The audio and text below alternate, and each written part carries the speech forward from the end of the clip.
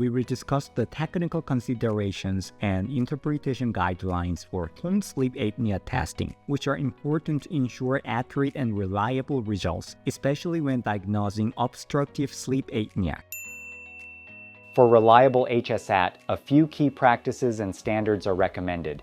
First, HSAT should only be done as part of a thorough sleep evaluation under the guidance of a sleep specialist or a provider trained in sleep medicine, ideally in an accredited sleep center. This oversight helps ensure the results are accurately interpreted and the right follow-up plan is in place. If the patient is setting up the device at home, a trained sleep technician or technologist should show them how to apply the sensors, either in person or with clear instructions, written or video.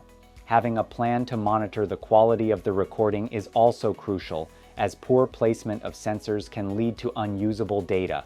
It is also ideal for HSAT devices to store raw data that the provider can review. Instead of just an automated report, raw data gives a clearer view of the entire night, making it easier to spot potential issues with the recording quality and verify the details of events like apneas and hypopneas.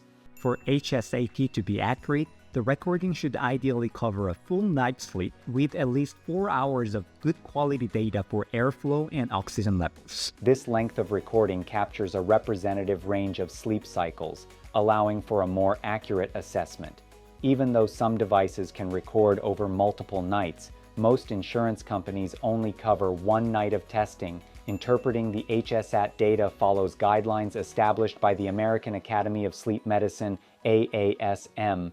In cases where the device doesn't monitor brain activity, EEG, the report should include a respiratory event index, REI, which indicates the number of breathing disturbances per hour of monitoring time. If the device does record sleep stages using EEG, an apnea-hypopnea index, AHI, is typically used instead, which counts the breathing interruptions per hour of sleep. Apnea is defined as a reduction of airflow by at least 90% lasting 10 seconds or more. Hypopnea, a partial reduction in airflow, is recorded if it lasts at least 10 seconds and is paired with a 3% drop in oxygen saturation.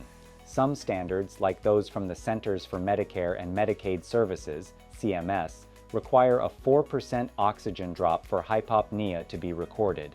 For devices that use peripheral artery tonometry, such as WatchPat, breathing events are recorded based on changes in PAT signals, oxygen levels, and heart rate. These events are reported as a PAHI, PT apnea hypopnea index, or PRDI, respiratory disturbance index, that considers breathing events during the estimated sleep time. Since PAT-based devices don't have direct airflow sensors, they can also be used with continuous positive airway pressure, CPAP, without interference.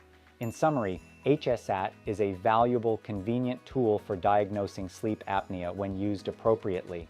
Ensuring good setup, monitoring recording quality, and following formal scoring rules all contribute to producing a reliable test that providers can confidently use for diagnosis and treatment planning.